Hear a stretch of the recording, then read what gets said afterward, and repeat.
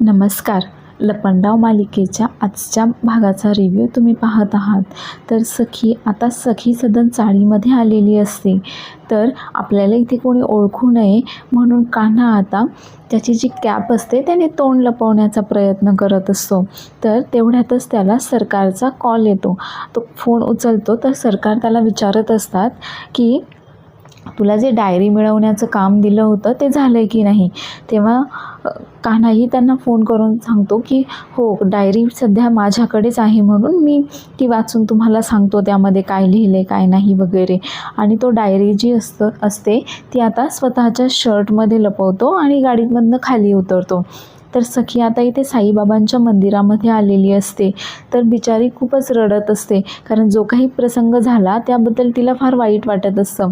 मग ती साईबाबांना बोलत असते की साईबाबा, मला कधीच असं वाटलं नव्हतं की हे असं होईल म्हणून. आता तर मला असं वाटायला लागले की माझा निर्णयच चुकला आहे की काय. आज जे काही झालं त्यामुळे खूपच कोलमडून गेली आहे मी म्हणून. आता तिला असं रडताना पाहून तेवढ्यात तेथे दाभाडे काकू ज्या असतात त्या येतात आणि सखीला त्या ओळखतात व विचारतात, काय गं, अगं तू सखी ना, सखी कामत ना तू, आणि काय झालं बरं तुला, तू अशी रडते का आहेस. आता मात्र काकूंनी असं विचारल्यानंतर सखीला मात्र अजूनच रडायला येतं. तर काकू आता तिला पाणी देतात आणि खाली बसवतात. त्यानंतर पाणी पिल्यानंतर आता त्या सखीला विचारतात, अगं नक्की काय झालं आहे, तू अशी का रडतीयेस म्हणून. तेव्हा आता सखीला काय बोलावं तेच कळत नसतं. तिच्या तोंडातून शब्दही फुटत नसतात. मग ती काकूंना सांगते की हो, आज मी रस्त्याने जात होते तेव्हा काही गुंड माझ्या मागे लागले होते म्हणून, आणि मी जो काही स्वयंवराचा घाट घातला आहे त्यामुळेच हे सगळं झालेलं आहे म्हणून. त्यावर काकूंच्याही लक्षात येतं की हो, या सखीने तर स्वयंवराचा घाट घातला आहे म्हणून. तर त्या विचारतात की अगं ते स्वयंवराचं ना वेगळी कल्पना आहे बरं का, पण छान आहे. त्यावर आता सखीला मात्र रडू आवरत नाही व ती काकूंना बोलत असते की मला तर काहीच सुचत नाही आहे.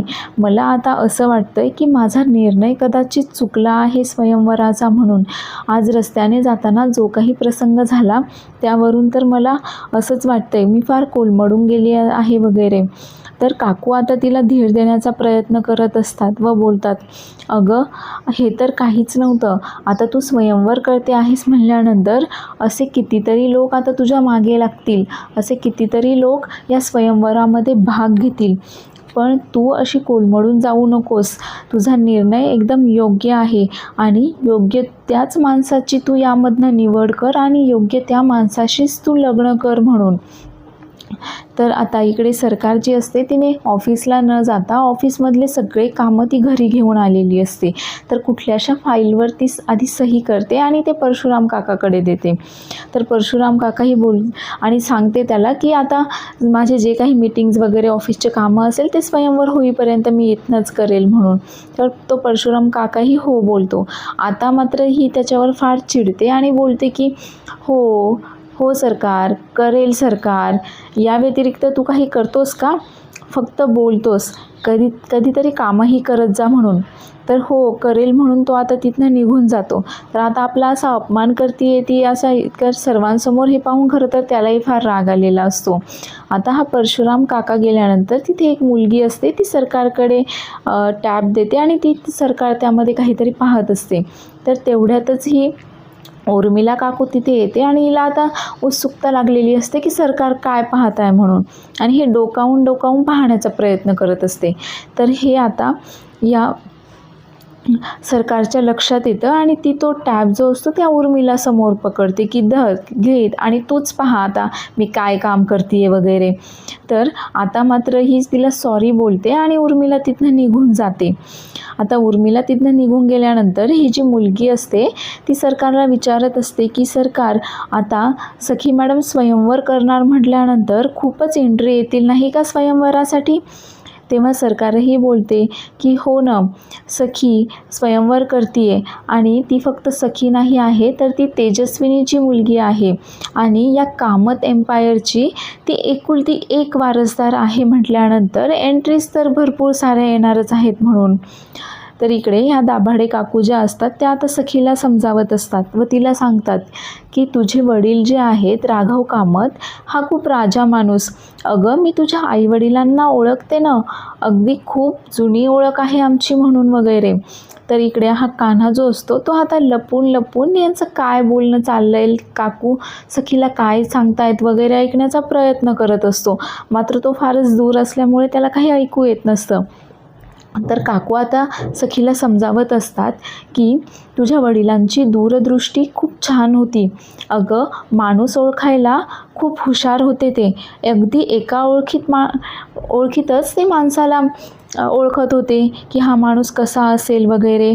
आणि मलाही खात्री आहे की वडिलांचे हे सगळे गुण जे आहेत तुझ्यामध्ये आलेच असतील. आणि माणसंही ते खूप छान जपायचे, नाती जपायला त्यांना आवडायचं. आता हा कान्हा इकडनं ऐकण्याचा प्रयत्न करत असतो पण तो दूर असल्यामुळे त्याला काही ऐकूही येत नसतं. आणि तो त्या ड्रायव्हरच्या ड्रेसमध्ये असल्यामुळे तो आता सरळ या काकूंसमोरही जाऊ शकत नसतो, कारण काकूंना त्याने खोटं सांगितलेलं असतं. त्यामुळे आता काकू हिला समजावत असतात सखीला की तिच्या वडिलांबद्दल सांगत असतात की तुझे वडील माणसं ओळखायला फार हुशार होते आणि काहीतरी दूरदृष्टीनेच त्यांनी हा निर्णय घेतला असेल की तू लग्न करावंस म्हणून. अगं तू लग्न कर, पण योग्य माणसासोबत कर. तू आता स्वयंवर करणार आहेस तर योग्य अशाच माणसाची त्यामधनं निवड कर. हा लग्नाचा विचार जो आहे तो खूप महत्त्वाचा असतो, अगदी आयुष्याचा प्रश्न आहे बघ माणसाच्या. असं करून आता काकू ज्या असतात त्या सखीला धीर देत असतात की तू जे काही करतेस ते योग्य आहेस म्हणून.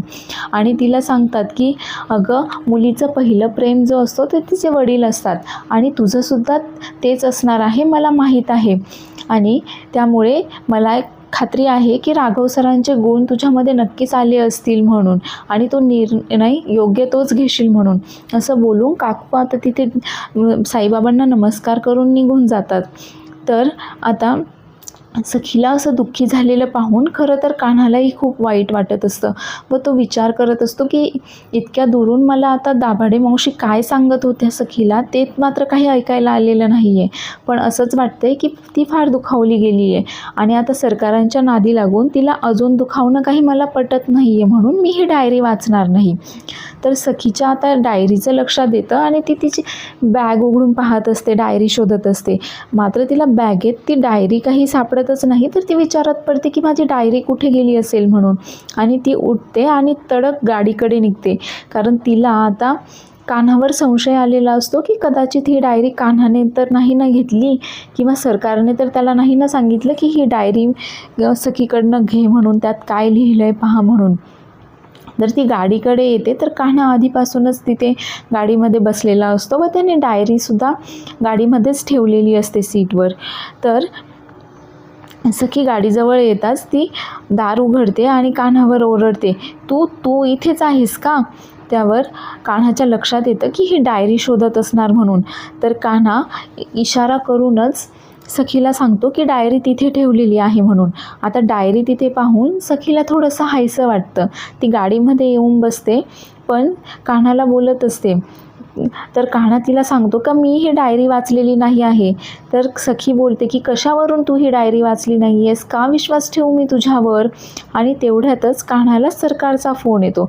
आता हे पाहिल्यावर सखी तर अजूनच चिडते व बोलते, घे तुझ्या सरकारचा फोन आला आहे ना, घे डायरीमध्ये काय लिहिलं आहे हेच तिने तुला वाचून मला सांगावं असं सांगितलं असेल ना, घे तुझ्या सरकारचा फोन घे. म्हणून आता ती कान्हावर फार चिडते व त्याला गाडी काढायला सांगते.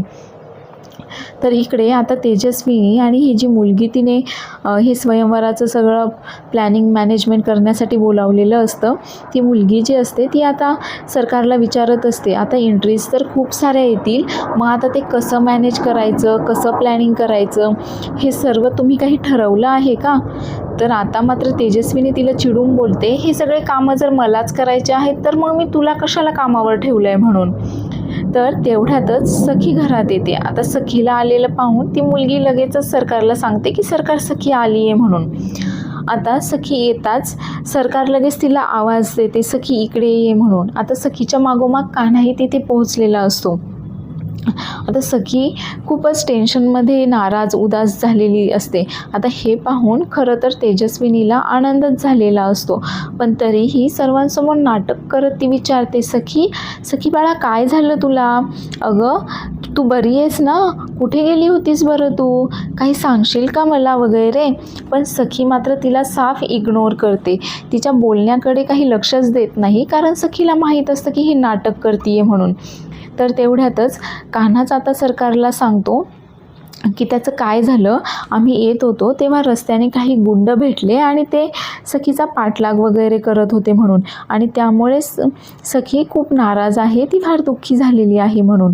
तर हे ऐकल्यानंतर ती सखीची मीनाक्षी काकू लगेचच तिथे येते व सखीला विचारते, सखी अगं काय झालं, काय ऐकते मी हे, तुझ्या मागे गुंड लागले होते का? अगं असे कसे गुंड तुझ्या मागे आले? तुला काही लागलं तर नाही आहे ना? तुला काही झालं तर नाही आहे ना? सखी मात्र काहीच बोलत नाही. आता मात्र मीनाक्षी काकू तिथे आल्यानंतर सरकार फारच चिडून देते व नजरेनेच तिला इशारा करते की पटकन निघायचं इथून म्हणून.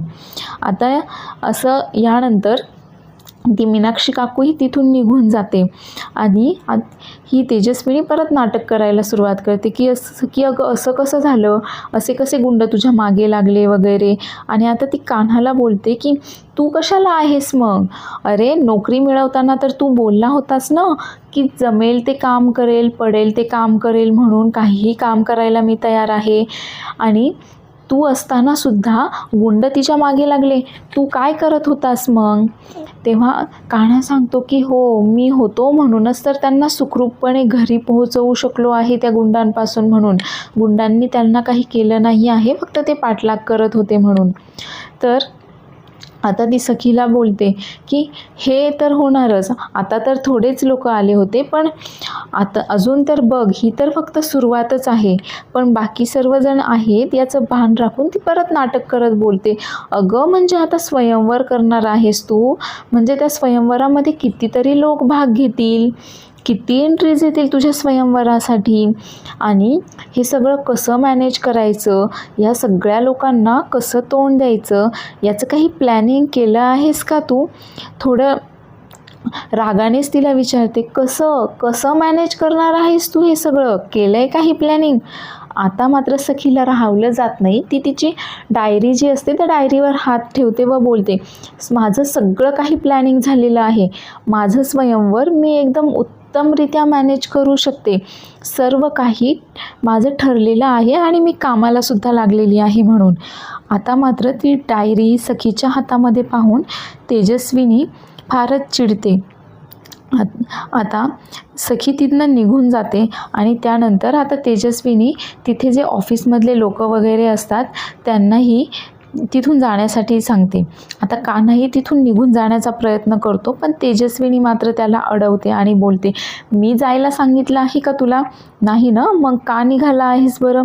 आता कान्हा मात्र खरं तर फार घाबरलेला असतो, त्याला कळालेलं असतं की आता मात्र आपलं काही खरं नाही, आता मात्र या तेजस्विनीला कसं पटवून देणार की आपण ती डायरी का नाही वाचली म्हणून. तर तेजस्विनी आता त्याला बोलत असते की काय जॉब घेताना काय म्हणाला होतास तू की कुठलंही काम द्या मी करेल, आणि आता काय झालं? मला तर आता असं वाटायला लागलं आहे की मी तुझी निवड करून काही चूक केली आहे म्हणून. आणि तिच्या हातातली सुरी जी असते ती आता कान्हाच्या गळ्याला लावते आणि त्याला धमकवायचा प्रयत्न करत असते. ती काय म्हणाला होतास जॉब मिळवताना की विश्वास ठेवा माझ्यावर. कसा विश्वास ठेवायचा तुझ्यावर? तेव्हा कान्हा सांगतो की आंधळा विश्वास ठेवा माझ्यावर असं बोललो होतो मी. तर ती बोलते पुढे की हो आंधळा विश्वास ठेवा माझ्यावर असं बोलला होतास ना तू, आणि काय एक काम धडाचं करता आलं नाही आहे तुला फक्त ती डायरी मिळवायची होती आणि त्या डायरीमध्ये तिने काय लिहिलं आहे ते मला सांगायचं होतं, आणि हे स्वयंवर जिंकण्यासाठी तुलाच त्याची मदत होणार होती म्हणून वगैरे ती असं कान्हाला आता धमकावत असते. त्यावर कान्हा तिला सांगतो की मी खरंच ती डायरी वाचली नाही आहे म्हणून. तर ती जाब विचारते त्याला की तू का नाही वाचली आहेस ती डायरी? मी काय काम दिलं होतं तुला? फक्त आणि फक्त एक डायरी वाचायचं काम दिलं होतं, एक डायरी मिळवायचं काम दिलं होतं, आणि ते सुद्धा तुला धडाचं जमलं नाही आहे म्हणून. आणि कसा विश्वास ठेवायचा आहे मी तुझ्यावर वगैरे, कदाचित माझीच तुझ्या बाबतीतची निवड चुकली आहे म्हणून वगैरे ती त्याला धमकावत असते. तर कान्हा आता तेजस्विनीला सांगतो की हो, नाही वाचली मी ती डायरी, पण ते एका दृष्टीने चांगलंच झालं. म्हणजे मी ती डायरी वाचली असती, तुम्हाला येऊन सांगितली असती आणि स्वयंवर जिंकलं असतं, आणि नंतर जर बेबी सरकारला हे कळालं असतं तर मग किती अवघड झालं असतं. त्यांनी माझ्यावर विश्वासच ठेवला नसता, उलट मला स्वयंवरातून बाहेर काढलं असतं. आता बेबी सरकार हा शब्द ऐकल्यावर तेजस्विनी मात्र फारच भडकते आणि परत एकदा कान्हाला चाकू दाखवत बोलते की काय काय बोललास तू? सरकार सरकार फक्त एकच आहे, कळालं? इथे कोणी दुसरी बेबी सरकार वगैरे नाही आहे. त्यावर कान्हा बोलतो की हो सॉरी, चुकलं माझं. आणि तेवढ्यातच कान्हाचा फोन वाजतो आणि तेजस्विनीचाही फोन वाजतो. तर कान्हा बोलतो की फोन वाजतोय माझा, मला फोन पाहू द्या, आणि तुमचासुद्धा फोन वाजतोय, पहा काहीतरी कामाचं असेल. तर आता तेजस्विनी आणि कान्हा फोन पाहतात तर तिथे सखी आता परत एकदा लाईव्ह आलेली असते तिच्या स्वयंवराची माहिती देण्यासाठी. आणि लाईव्ह येऊन ती सांगत असते की मी तुम्हाला बोललं होतं ना की माझ्या स्वयंवराची जी काही पुढची प्रोसिजर असेल, माहिती असेल, ती मी लवकरात लवकर तुम्हाला कळवेल म्हणून. तर मग तीच माहिती देण्यासाठी मी आज आली आहे.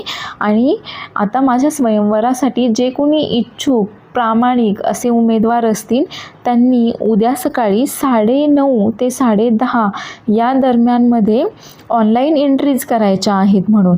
आणि या ऑनलाईन एंट्रीज मिळवण्यासाठी तिने तिचा ईमेल ID वगैरे ही आता ऑनलाईन सांगितलेला असतो या व्हिडिओमध्ये. आता मात्र हा तिचं लाईव्ह जे असतं तो विकीही पाहत असतो, तिचे काका काकू वगैरे घरातले सर्वच लोक पाहत असतात.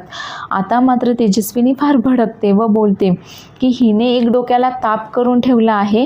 पाहिलंच तिची तयारीसुद्धा सुरू झाली स्वयंवराची, आणि तू काय करत आहेस? मला तर असं वाटतंय की माझी निवडच चुकली आहे म्हणून. आता स्वतःच्या डोक्याचा जास्त वापर न करता एकच काम करायचं की उद्या तिने जो सांगितलेला टाईम आहे त्या टाईममध्ये तू ऑनलाईन एंट्री करायची म्हणून, असं बोलून ती आता कान्हाला धमकावत असते. तर कान्हाही तिला हो बोलतो व कान्हा तिला समजावण्याचा प्रयत्न करत असतो की हो, तू एकदा फक्त माझ्यावर विश्वास ठेवा, मी नक्कीच हे स्वयंवरामध्ये भाग घेऊन ते स्वयंवर जिंकणार आहे म्हणून. मग फक्त एकदा शेवटचा मला चान्स द्या म्हणून. त्यावर आता तेजस्विनी बोलते की हो, चान्स ना, तुला संधी तर मी तुला अजिबातही देणार नाही, आणि दिलीच तर ती फक्त मरणाची संधी वगैरे देईल म्हणून. तर आता कान्हा बोलतो की हो, तुम्ही फक्त आता जावयासाठी, आता तो एवढं बोलताच ही त्याची कॉलर पकडते व बोलते नाती वगैरे जोडायचा प्रयत्न करायचा नाहीस, समजलं का? तर पुढील भागामध्ये आपण पाहणार आहोत तेजस्विनी आता सखीच्या रूममध्ये येऊन पाहते तर सखी तिथे नसते. तिने ब्लँकेट खाली उशा लपवून ठेवलेल्या असतात. तर सखी इकडे कान्हाला फोन करते व सांगते की मला आता आईस्क्रीम खायला जायचं आहे म्हणून, चल आपण आईस्क्रीम खायला जाऊयात. तर इकडे घरातली सर्व मंडळी जे असतात ते आता सखीची शोध घेत असतात. सखीचा शोधाशोध सुरू असते इकडे. तर उर्मिला सांगते सरकारला की सखी तर कुठेच नाही आहे पूर्ण घरामध्ये म्हणून. आता सरकार विचार करत असते की ही गाडीही नाही आहे आणि ही नाही आहे, मग ही गाडी घेऊन गेली कुठे? नक्की एकटीच गेली आहे की तिच्यासोबत अजून कोणी आहे म्हणून. आणि हेच कळवून घेण्यासाठी ती आता कान्हाला फोन करते. तर कान्हा इकडे आईस्क्रीम घेण्यासाठी दुकानात आलेला असतो. तर तो सरकारला सांगतो की हो, गाडीही इथेच आहे आणि सखी माझ्यासोबतच आहे म्हणून.